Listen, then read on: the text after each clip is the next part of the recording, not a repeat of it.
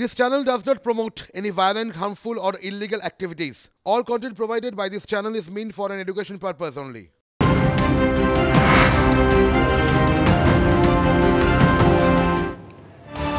DA আন্দোলনের ঝাঁজ বাড়াচ্ছেন আন্দোলনকারীরা। গতকালই মুখ্যমন্ত্রী মমতা বন্দ্যোপাধ্যায় আরও 4% ডিএর ঘোষণা করেছেন, কিন্তু তাতে সন্তুষ্ট নন আন্দোলনকারীরা এবং আজ নবান্নের সামনে তারা আন্দোলনে বসেছেন। আন্দোলনকারীদের বাধা দেয় পুলিশের সঙ্গে রীতিমতো ধস্তাধস্তি বেঁধে যায় ডিএ আন্দোলনকারীদের। আদালতের রায় দেখিয়ে ধর্নায় বসার দাবি জানান আন্দোলনকারীরা।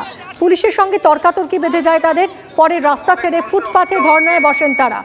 সাধারণ মানুষের অসুবিধার কথা ভেবেই ফুটপাথে ধর্নার বিকল্প জায়গা ঠিক করে দিল পুলিশ। নবান্নের আরও কাছে ধর্নায় ডিএ আন্দোলনকারীরা।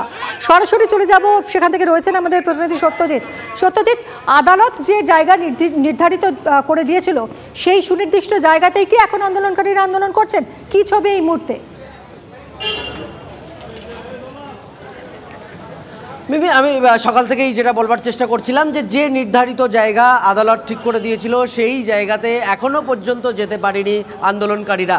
সকালেই যখন সেখানে যাওয়ার চেষ্টা করছিলেন তার মাঝখানেই পুলিশ প্রশাসনের পক্ষ থেকে ব্যারিকেড করে তাদেরকে আটকে দেওয়া হয়। তারপরেই একটি নির্দিষ্ট ফুটপাতে তাদের বসার জায়গা করা হয়েছে, সেখানেই তারা অবস্থানে রত। আন্দোলনকারীদের দাবি, যতক্ষণ না পর্যন্ত তাদের যে নির্দিষ্ট জায়গা ঠিক করে দেওয়া হয়েছিল যে জায়গাতে, সেই জায়গাতে যতক্ষণ না পর্যন্ত তাদেরকে নিয়ে যাওয়া হচ্ছে ততক্ষণ তারা এই ফুটপাতেই তারা অবস্থান বিক্ষোভে থাকবে। এবং পুলিশের ঠিক করে দিয়েছে সেই জায়গায় কেন যেতে দিচ্ছে না পুলিশ?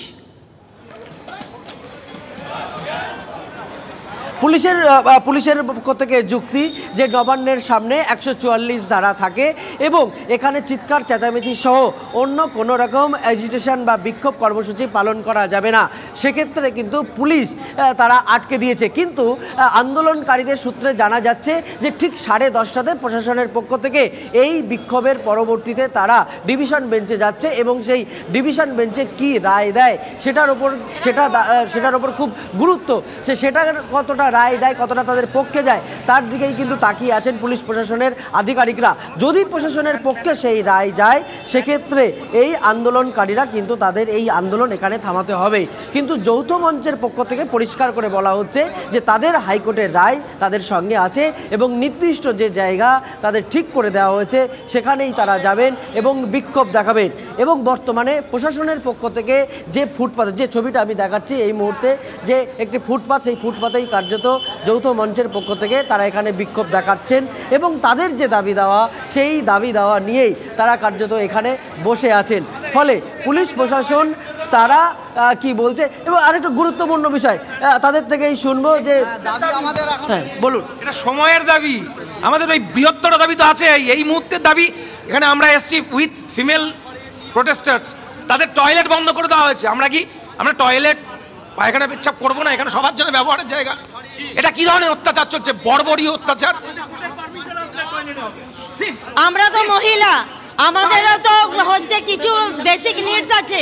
টয়লেট, পাবলিক টয়লেট যদি বন্ধ করে রাখে, চায়ের দোকান যদি বন্ধ করে রাখে, তাহলে আমরা এখানে অবস্থান বিক্ষোভ যে করছি আমরা করবোটা কি করে?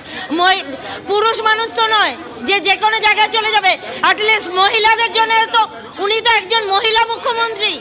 মহিলা হিসাবে আমি নিজেকে লজ্জাবোধ করছি যে উনি পুলিশকে দিয়ে হচ্ছে পাবলিক টয়লেট বন্ধ করিয়ে রেখেছে। ভাস্করদা, একটি খুব গুরুত্বপূর্ণ বিষয় যে 10:30টার জন্যই কি আপনাদেরকে ডিলে করা হচ্ছে, এখানে বসানো হচ্ছে? 10:30টার সময়ও ওরা কিছু অবস্থান তো শুরু হয়ে গেছে। যে জায়গাটা দিয়েছে আমরা সকাল 5টা থেকে অবস্থান শুরু করেছি। এখানে দেখতে পাচ্ছেন ব্যানার আমরা লাগিয়ে দিয়েছি, অবস্থান চলছে। ওরা হাইকোর্টে যাক, কোনো অসুবিধা নেই। অবস্থান যদি পারে তাহলে তুলে নেবে। 10:30টায় যদি আপনাদের যা বলবে আমরা সেটাকে শিরোধার্য করে মেনে নেব। যে দাবিতে আমাদেরকে হাইকোর্ট অর্ডার দিয়েছে সেই সমস্ত দাবিকে মেনে পরেই আমরা এখানে অবস্থান করছি। হাইকোর্টের নির্দেশ মেনেই অবস্থান করছেন। ফলে হাইকোর্ট যা নির্দেশ দেবেন, অর্থাৎ ডিভিশন বেঞ্চও যা নির্দেশ দেবেন, সেই নির্দেশ মেনেই তাদের এই অবস্থান কর্মসূচি চলবে বলেও জানাচ্ছেন। কিন্তু মিমি, আরেকটি গুরুত্বপূর্ণ বিষয়, সকালে মেল ফিমেল প্রত্যেকের উভয় ক্ষেত্রে যে নিডস থাকে, বেসিক নিডস, সেক্ষেত্রে পুলিশ প্রশাসন সেগুলো বন্ধ করে দিয়েছে বলেও এমনটাই অভিযোগ করছে আন্দোলন আন্দোলনকারীরা। স্বাভাবিকভাবে নবান্নের সামনে এই মুহূর্তে পুলিশ প্রশাসনিক আধিকারিকদের তৎপরতা তুঙ্গে, প্রচুর সংখ্যক পুলিশ প্রশাসন কিন্তু সংখ্যা বাড়িয়েছে। ফলে 10:30টার রায় যেমন খুব গুরুত্বপূর্ণ, পাশাপাশি মাইকিং করার পর পুলিশের এর পরবর্তীতে পদক্ষেপ কী থাকে সেদিকেও কিন্তু নজর থাকবে সকলের, এবং সেটা যথেষ্ট গুরুত্বপূর্ণ বলেই মনে করছেন সকলে। মিমি, একদমই সত্যজিৎ, তুমি তো ট্র্যাক করছোই, তোমার থেকে আরও আমরা খবরাখবর নিতে থাকবো। আপাতত ধন্যবাদ।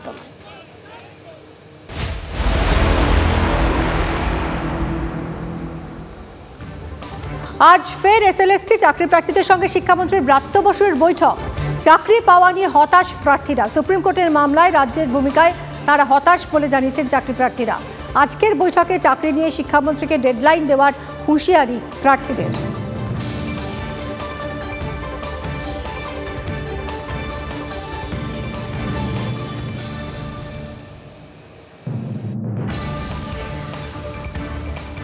আজ ফের এসএলএসটি চাকরি প্রার্থীদের সঙ্গে শিক্ষামন্ত্রী ব্রাত্য বসুর বৈঠক।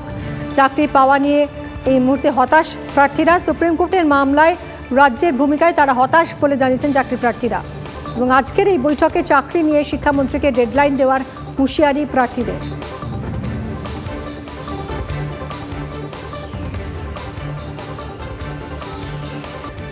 বড়দিনের আগে দুর্ভোগের মুখে হাওড়া শিয়ালদহ ডিভিশনের যাত্রীরা।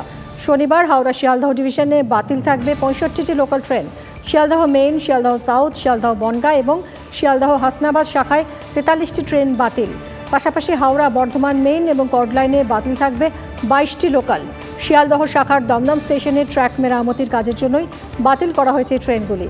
অন্যদিকে বর্ধমান স্টেশনেও ট্র্যাক সংস্কারের কাজ করা হবে, তাই শনিবার হাওড়া শাখাতেও বন্ধ থাকবে একাধিক লোকাল ট্রেন।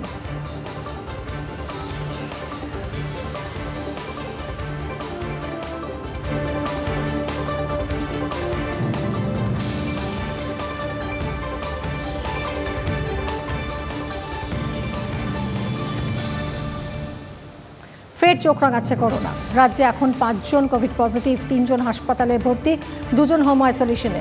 হাসপাতালে ভর্তির মধ্যে কলকাতা মেডিকেল কলেজে একজন 6 মাসের শিশু চিকিৎসাধীন। কোভিড আক্রান্ত 3 জনের মধ্যে ওই শিশু ছাড়া বাকি 2 জন পুরুষ।